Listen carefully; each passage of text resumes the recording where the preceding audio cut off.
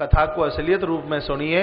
उत्तानपाद जीव है और ध्रुव विवेक है, ध्रुव पुण्य है, ध्रुव धर्म है। दुनिया का ऐसा कौन व्यक्ति है जो विवेक ना चाहता हो, जो धर्म ना चाहता हो? ध्रुव तो आनंद है। कौन है ऐसा व्यक्ति जो आनंद ना चाहता हो? लेकिन सब लोगों के पास एक खतरनाक स्त्री बैठी है, सुरुचि यानी भोग वृत्ति, जो विवेक रूपी औलाद को गोद तक आने नहीं देती। इसने डांट लगा दी। भजन में मन न लगे, तीर्थों में मन न लगे, कथा में मन न लगे, माँ बाबूजी की सेवा में मन न लगे, तो यह समझ लेना कि आपके घुटने से घुटना मिला करके भोग वृत्ति सुरुचि आके बैठ गई। यदि यह सुरुचि होगी तो आपका विवेक रूपी ध्रुव बन के लिए चला जाएगा, क्योंकि जहां भोग होंगे वहां सत्य का ध्रुव रह नहीं सकता। आप समझ पा रहे हैं क्या कहती है सुरुचि? ए बालक, खबरदार यदि पामों को आगे के लिए बढ़ाया तो तपसा राध्यम पुरुषम तस्सैवानुग्रहेण में।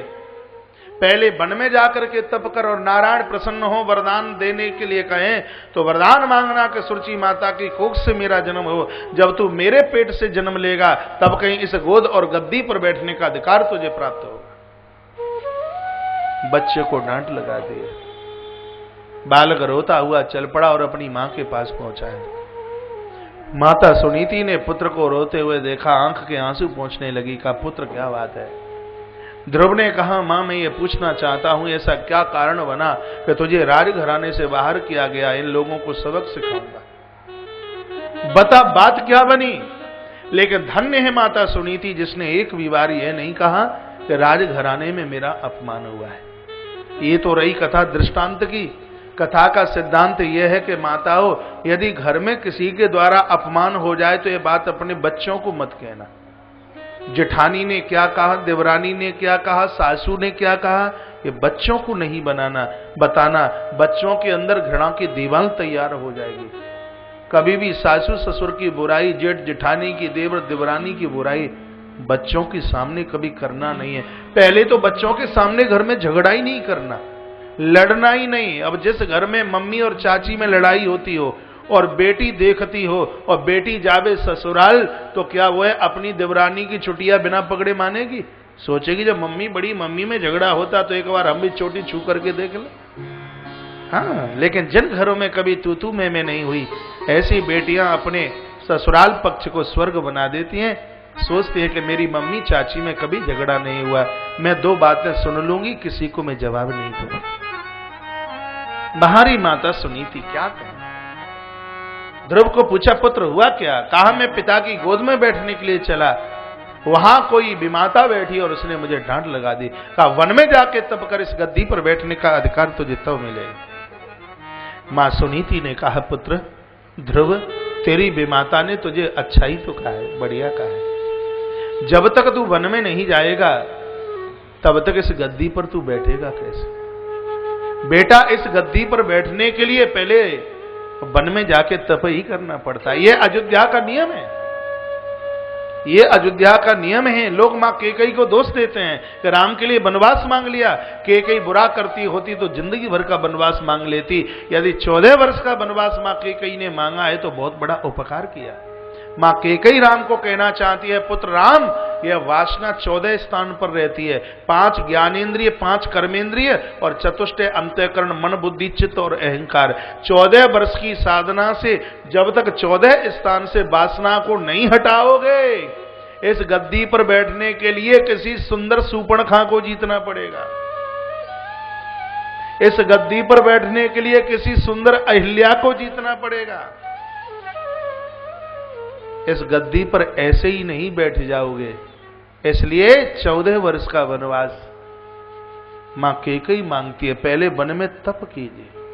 आज देश डावाडोल क्यों हो रहा है? व्यास गद्दी से कोई राजनीति की बात नहीं बोल रहा। निवेदन में यह कर रहा हूं कि आज राजाओं के पास में तप नहीं रहा। कह दिया, पुत्र वन में जाओ और जाके तप करो। रास्ते में कोई संत मिले तो संतों को वंदन जरूर करना, संतों को प्रणाम जरूर करना। इन 2-3 माताओं को आप भुला नहीं पाओगे। एक माता मदालसा, जिसने अपने पुत्रों को बाबाजी बना दिया।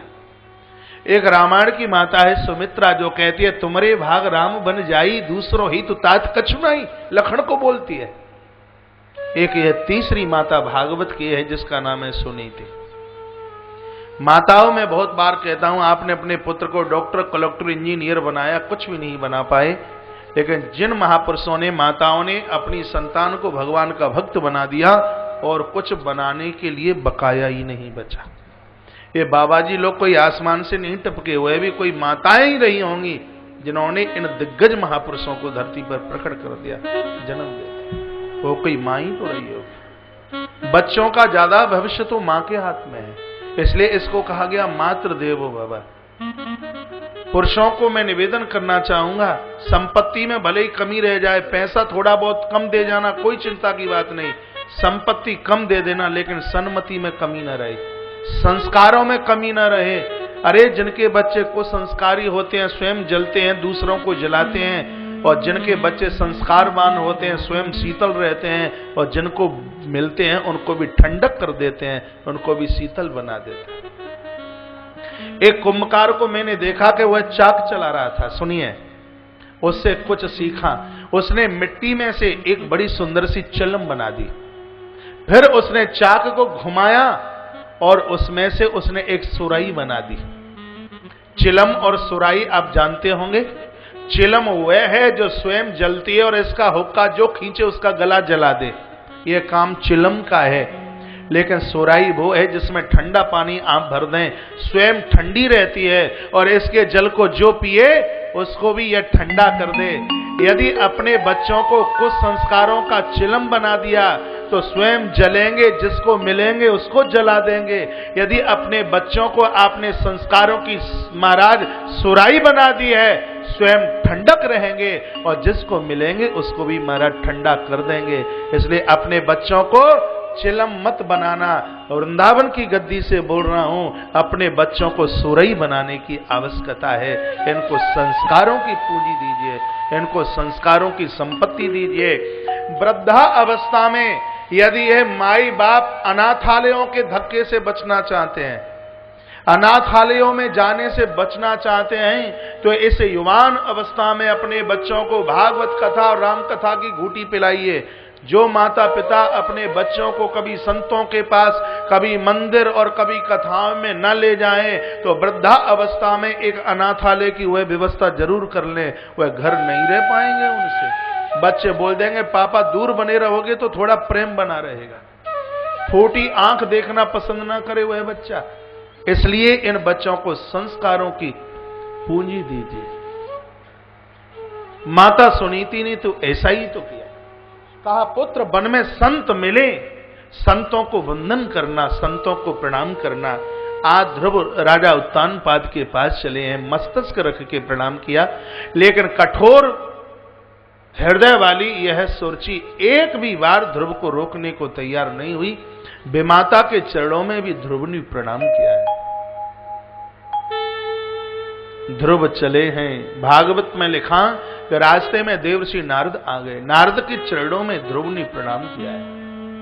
कहा पुत्र कहां जा रहे हो? कहा भगवत प्राप्ति के लिए। क्यों, अभी क्या जरूरत पड़ गई? कहा विमाता ने मेरा अपमान किया है। कहा इतने छोटे हो अपमान भी जानते हो? कहा अहो तेज क्षत्रियाणाम मान भंगन वृत्तताम, क्षत्रिय घर में मेरा जन्म हुआ है, मैं अपमान सहन नहीं कर सकता, इसलिए गुरुदेव कृपा कीजिए मुझे शीघ्र भगवान में। गुरुजी ने बड़ा सुंदर मंत्र दिया। मंत्र का अर्थ होता है जिसके द्वारा मन के ऊपर नियंत्रण हो, काबू हो, इसलिए हम मंत्र का जप करते हैं। मंत्र दिया ओम नमो भगवते वासुदेवाय, द्वादशाक्षर मंत्र दिया। कहा पुत्र मथुरा के पास मधुवन नाम की जगह है और वहां यमुना के पावन पुल तट पर भगवान का यजन करना। ध्रुव ने पूछा कि भगवान मिल भी जाएंगे तो पहचानूंगा कैसे? कहा पीत कौशे वाससम, देह के ऊपर पीला पीतांबर होगा, नील सरोवर हो, नील मणि, नील नील धरुष्या, नील वर्णा भगवान का सुंदर सा शरीर। स्थान बता दिया। मथुरा को आप कंस के नाम से मत जानिए, मथुरा कंस की नगरी नहीं। इस मथुरा को कवि शत्रुघ्न जी महाराज ने आप्लावित किया। इस मथुरा को कभी पावन किया श्री ध्रुव जी महाराज ने। ब्रज 84 कोस की परिक्रमा में आप निकलेंगे तो मथुरा से आगे आज भी वह स्थान है जिसको ध्रुव टीला के नाम से जाना जाता है। स्वयं भगवान नारायण ने ध्रुव जी महाराज को इस स्थान पर दर्शन देके महाराज कृत किया है। इस स्थान पर ध्रुव आए, पहला महीना चल रहा था, तृतीयम चानयान मासम, षष्ठे अरब को दिने। महाराज पहले महीने में तो 3-3 दिन के अंतर में सूखे पत्ते, 6-6 दिन के अंतर में महाराज जल का बुदबुदा, और चौथे महीने में तो प्राण वायु रोककर एक क्षण के ऊपर 5वें महीने में खड़े हो गए ध्रुव जी महाराज। भगवान का ऐसा यजन किया। चतुर्थमपि तई मासम, भगवान के पास में स्वयं देवता लोग पहुंचे, वंदन किया। नेवम वेदामो भगवन प्राण रोधम चराचरस्याखिल सत्प्रधामना, का भगवान प्राण संकट में कुछ कीजिए। प्रभु ने कहा उत्तानपाद का पुत्र मुझे प्राप्त करने के लिए तप कर रहा है, चिंता न कीजिए, तुम अपने अपने घर जाओ और मैं उसे दर्शन देता हूं। उसी समय भगवान गरुण पर आरूढ़ होते हुए मधुबन नाम की जगह आए हैं। महाराज आज आंतरिक भाव से दर्शन दिया है। ध्रुव ने जब आंख नहीं खोली तो भगवान साकार भाव से चतुर्भुज रूप धारण करके सामने प्रकट हो गए। बोलिए चतुर्भुज नारायण भगवान की जय। ध्रुव ने आंख खोली तो भगवान सामने थे। भागवत में लिखा है बिनमय्य दंडवत शब्द लिखा, ध्यान से सुनिए, बिनमय्य दंडवत। बड़ी विनम्रता के साथ में एक दंड की तरह ध्रुव भगवान के चरणों में लेट। देखिए आप सुन नहीं रहे, आरती करा दूं फिर मैं, फिर एकाग्र भाव से बैठिए। मैं कितना सुंदर शब्द यहां लिखा है, बिनमय्य दंडवत।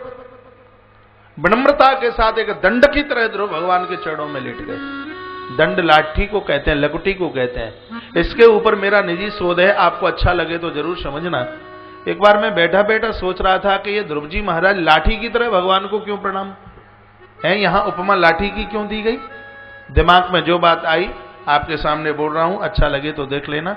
इस दीवार पर्दे के सहारे यदि कोई लाठी रखी हो और लाठी नीचे गिर जाए तो लाठी के अंदर यह ताकत नहीं है कि वह अपने आप खड़ी हो जाए। कब खड़ी होगी, जब कोई दूसरा उसे खड़ा करे तो लाठी खड़ी हो सकती है, नहीं तो वह लाठी हमेशा के लिए नीचे नीचे गिर गई। उसी प्रकार से आज ध्रुवी भाव विभोर ऐसे हैं। सुखदेव भगवान को कहना पड़ा कि ध्रुव आज लाठी की तरह गिरे हैं, क्योंकि अब परमात्मा खड़ा करें ध्रुव को तो ही खड़े हो सकते हैं, नहीं तो ये ध्रुव हमेशा के लिए भगवान के चरणों में गिरे। ताली इतनी कमजोर बजी है कि बात समझ में ही ना आई हो। भागवत में जैसे ध्रुव ने भगवान को लकुटी की तरह प्रणाम किया, रामायण के अयोध्या कांड में श्री भरतलाल जी महाराज ने भी तो ऐसे ही प्रणाम किया है। जब जब आप मंदिर जाएं, वंदन करें, प्रणाम करें, मानस की है चौपाई जरूर बोलना। गुरु ने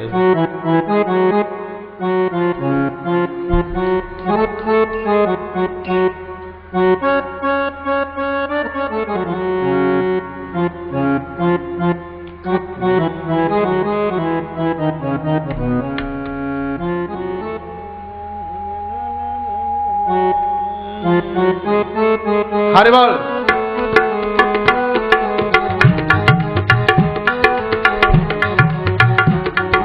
पाई नाथ गई पाई घोसाई, भूतल पर उलकुट के नाई।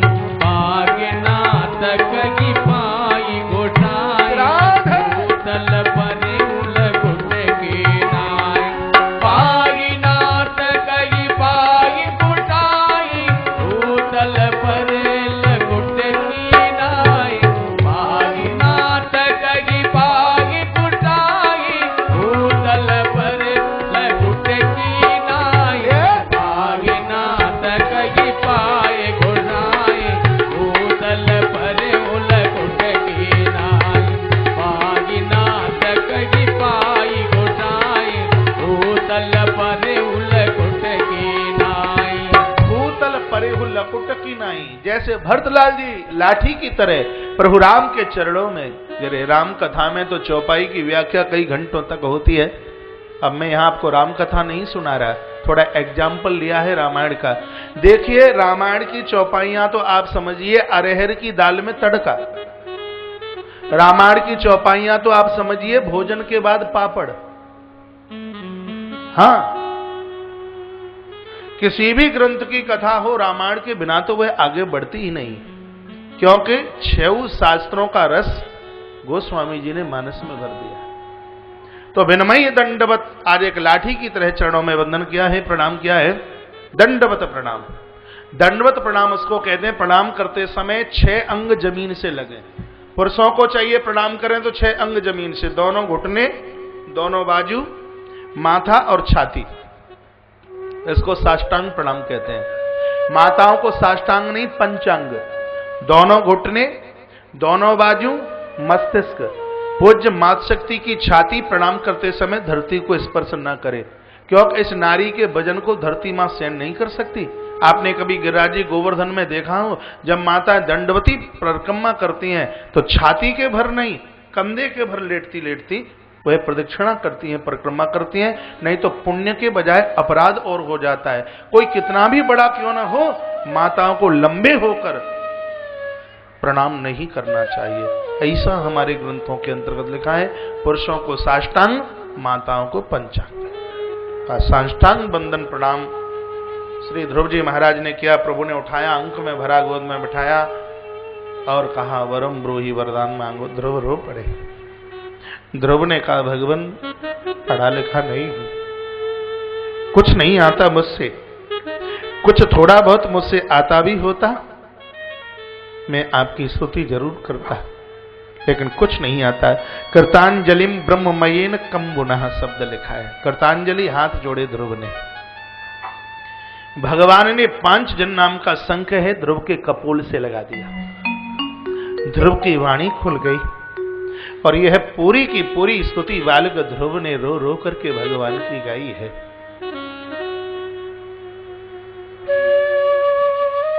श्रीमद् भागवत स्कंद 4 अध्याय 6 श्लोक नंबर 9। गजब। योऽन्तः प्रविश्य मम वाचमिमां प्रसुप्तां संजीवयत्यखिल शक्ति हरा स्वधाम्ना अन्यास हस्त चरण सर्वणत्वगादीन् प्राणान् नमो भगवते पुरुषाय तुभ्यम्। पहली बात तो यह है, जिनके घर में बच्चे तुतुला करके बोलते हैं, कहना चाहते हैं रोटी निकलता है लोती, हकला कर बोलते हैं, तुतुला करके बोलता है, जीभ नहीं उठती। यमुना जल या गंगा जल शंख में भर के 40 दिन बच्चे को पिलाइए। भोजपत्र पर श्रीमद् भागवत का यह श्लोक लिखकर बांध दीजिए, रात को और सुबह बच्चे को पिलाइए, तुतलापन समाप्त हो जाएगा। लिखी लिखाई बात नहीं, हमने इसके ऊपर रिसर्च किया, लोगों के ऊपर अनुभव किया इसका। योऽन्तः, मेरे अंतस को प्रभु आपने जगाया। बाच मिमाम, बाच कहते हैं वाणी को, मिमाम कहते हैं मेरी। प्रसुप्ताम, सोई हुई थी, मेरी वाणी तो सोई हुई थी, इसको आपने जगाया। भगवान मुझे तो आज पता लगा है कि, महात्मा जी इधर देखिए, मुझे तो आज पता लगा है कि दुनिया में जिसका कोई नहीं होता उसके आप होते हैं।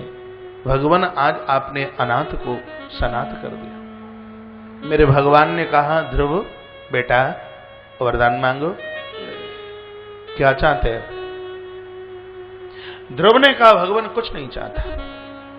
नहीं मांगना पड़ेगा, कहा मांगने के लिए आया ही नहीं, तो फिर आपसे संबंध बनाने के लिए आया हूं। मुझ जैसे आपके लिए बहुत, लेकिन मेरे लिए सिर्फ आप अकेले हैं, मुझे अपना स्वीकार कर लीजिए। भगवान, ये भजन, ये पंक्तियां आपने गाई होंगी, भगवान तुम्हारे चरणों में मैं तुम्हें रिझाने आया हूं, वाणी में तनिक मिठास नहीं पर विनय सुनाने आया हूं। प्रभु का चरणामृत लेने को यह पास मेरे कोई पात्र नहीं। भगवान मेरे पास कुछ भी नहीं है जिससे मैं आपको ले जाऊं। भगवान आप मुझे स्वीकार कर लीजिए। परमात्मा ने कहा बेटा ध्रुव, अयोध्या की गद्दी का 36,000 साल तक तुम्हें उपयोग करना है। उपभोग नहीं, उपयोग। संपत्ति का उपभोग नहीं, संपत्ति का उपयोग होना चाहिए। वरदान दे करके भगवान चले गए हैं। देवर्षि नारद ने समाचार उत्तानपाद को दिया उत्तानपाद एक हथनी गजनी सजाता हुआ उस पर सुरची को बिठा करके चल पड़ा। सुखदेव स्वामी कहते हैं, परीक्षित, उस वन मार्ग पर माता सुनीति भी दौड़ती हुई जा रही थी। उसको भी किसी ने कह दिया, तेरे छोटे से बेटे को भगवान मिल गए। यह भी भागती हुई दौड़ती हुई जा रही है। राजा उत्तानपाद अपने हाथी से नीचे उतर के आया और इसने माता सुनीति के चरणों में साष्टांग होकर प्रणाम किया। सुनकर बड़ा आश्चर्य लगता है कि एक पुरुष नारी के चरणों में कैसे प्रणाम कर रहा है। सुनीति नारी ही नहीं, यह शास्त्रों की नीति है, ध्रुव सत्य है। बंधुओं, जब तक शास्त्रों की मर्यादाओं को स्वीकार नहीं किया जाएगा तब तक हम सत्य को स्वीकार नहीं कर सकते, सत्य को पहचान नहीं सकते। कोई भी व्यक्ति क्यों न हो, शास्त्र की मर्यादाओं का तो पालन करना ही पड़ेगा, पहली बात। दूसरी बात यह है कि जब यह जीव सत्य की तरफ चलता है तो महाराज पत्नी में शक्ति और पति में उसको भगवान नजर आते हैं। स्त्री और पुरुष का भेद समाप्त हो जाता है। जिस समय जीव भगवान की तरफ चलता है, जीवात्मा सत्य की तरफ चलता है, तो पत्नी में जगदम्बा और पति में गोविंद नजर आते हैं। ये कही और सुनी ही बात नहीं, मेरी हिंदुस्तान की धरती पर यह प्रत्यक्ष घटना घटी है, कलकत्ता की प्रत्यक्ष बात। परमहंस रामकृष्ण का नाम आपने सुना होगा। ऐसा महादिग्गज महापुरुष, यह प्रकृति इसकी ऋणी है, ऐसा साधु इस धरती पर आया जिसके ज्ञान ने और स्वामी विवेकानंद जी महाराज की वाणी ने महाराज कलकाल की छाती को चीर करके रख दिया। उस महापुरुष की बात कर रहा हूं। वह साधु जिनकी उम्र 23 साल की और इनका विवाह हुआ 6 साल की पत्नी जिसका नाम है माता शारदा। प्रभु राम के विवाह में भी 8 और 18 का अंतर था, लेकिन यह एक गजब की बात घटी है कि पति की उम्र 23 साल की। शायद आपको पता है कि नहीं, पत्नी की उम्र 6 साल। माता शारदा की उम्र विवाह के समय पर 6 वर्ष की आयु थी, विवाह हुआ। जिस समय मां शारदा 16-17 साल की हुई, नवरात्रा का समय था, सिंध कुंज का स्तोत्र का पाठ परमहंस कर रहे थे। इतने में माता शारदा एक गिलास भर के दूध का लेके आई और बोलती है, इतना समय हो गया, देखिए आपने कुछ लिया नहीं, एक गिलास दूध तो पी लो। परमहंस रो पड़े और कहने लगे, मां तू मेरे लिए इतना कुछ करती है और मैं तेरे लिए कुछ भी नहीं कर पाता। किसको बोल रहे हैं?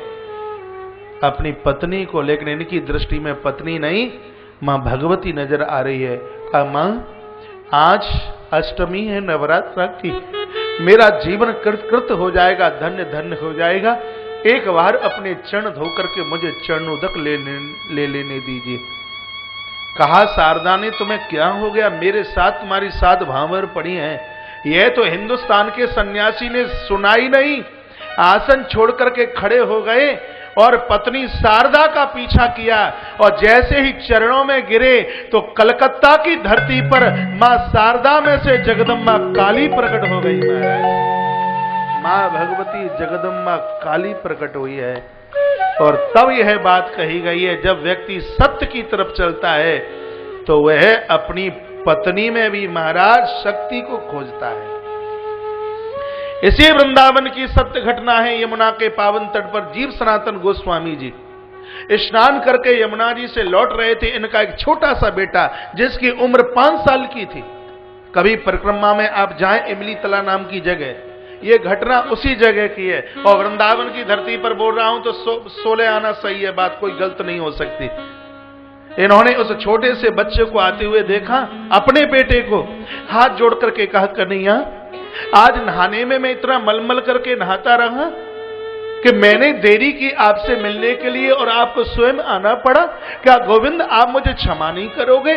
और यह कहकर के जैसे ही जीव सनातन गोस्वामी जी पुत्र के चरणों में गिरे हैं, महाराज उनमें से भगवान श्री कृष्ण प्रकट हो गए हैं। ऐसी घटना, जब जीव सत्य की तरफ चलता है तो संसार के कड़कड़ में उसको परमात्मा का दर्शन होता है। इसलिए आज महाराज उत्तानपाद ने पत्नी का दर्शन नहीं, पत्नी में एक शक्ति का दर्शन किया, साष्टांग होकर के प्रणाम किया और कहा, देवी मैं तेरी उस कोख को वंदन करता हूं, प्रणाम करता हूं जिसने ध्रुव जैसी संतान को जन्म दिया। इतने में श्री ध्रुव जी महाराज चल के आ गए और ध्रुव जी ने सबसे पहले सुरची को प्रणाम किया। सुरची की गर्दन नीचे थी, आंख में आंसुओं की धार बह रही थी।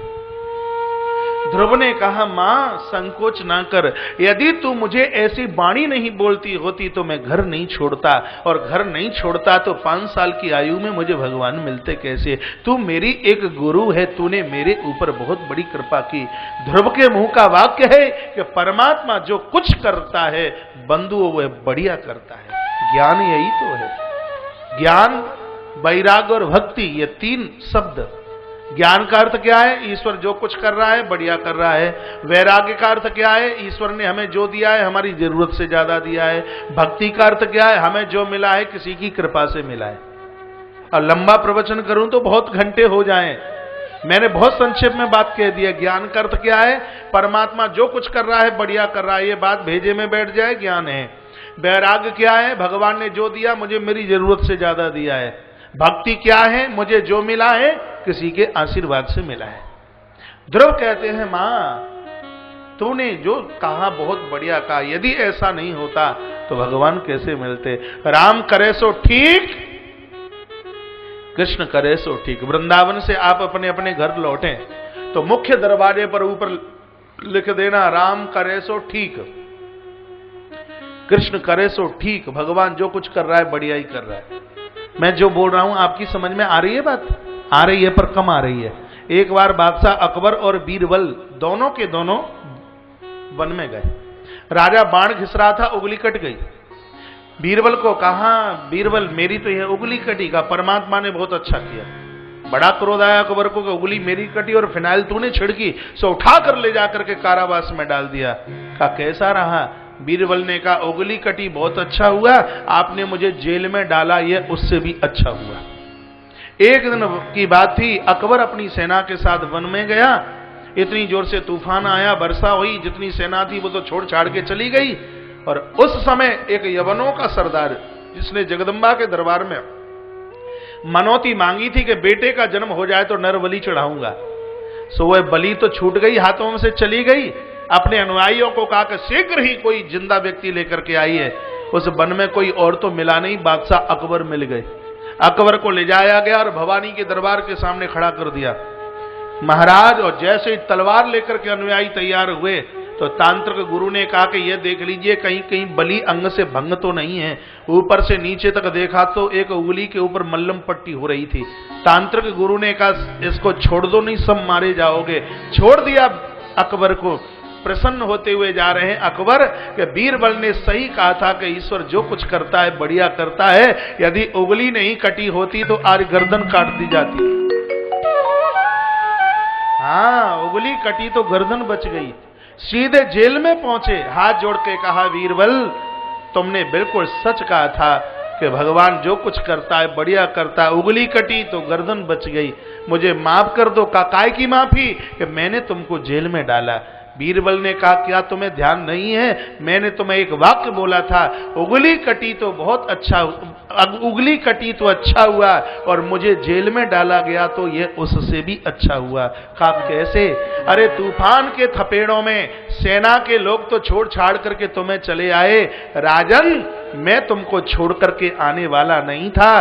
दोनों को दरबार में खड़ा कर दिया जाता। तुम्हारी उंगली कटी थी इसलिए तुम तो बच गए। यदि मैं तुम्हारे साथ में होता तो मैं शरीर से सही था, तुम्हारी जगह आहुति हमारी डाल दी जाती। कि आपने हमें जेल में डाला तो प्राण हमारे भी बचे। दोनों ने गाया, राम करे सो ठीक, कृष्ण करे सो ठीक। कहने का माना यह है, भगवान जो कुछ कर रहा है बढ़िया कर रहा है। ईश्वर के ऊपर कभी उंगली मत उठाना। उसने धनवान बनाया अच्छी बात, गरीब बना दिया तो उससे भी अच्छी बात। क्योंकि दौलत में 32 दोष है। भागवत की 7वें स्कंध में वर्णन है। ठाकुर जी ने कुछ सोचा होगा।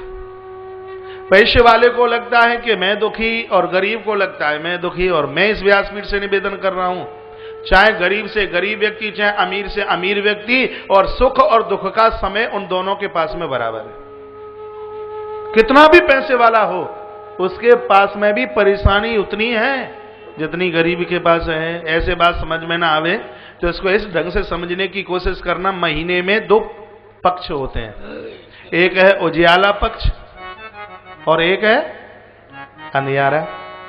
उजियाले पक्ष में दिन कितने होते हैं? हाँ, 15। और अंधियारे में 16 तो नहीं होते, 14 तो नहीं होते, 15 ही होते हैं। जैसे एक महीने में 2 पक्ष, 15 ही दिन उजियाले के हैं, 15 ही दिन अंधियारे के हैं। इस दुनिया में चाहे गरीब हो और चाहे अमीर हो, उसके जीवन में सुख और दुख दोनों बराबर हैं। एक रति का अंतर नहीं है, एक रति का अंतर नहीं है।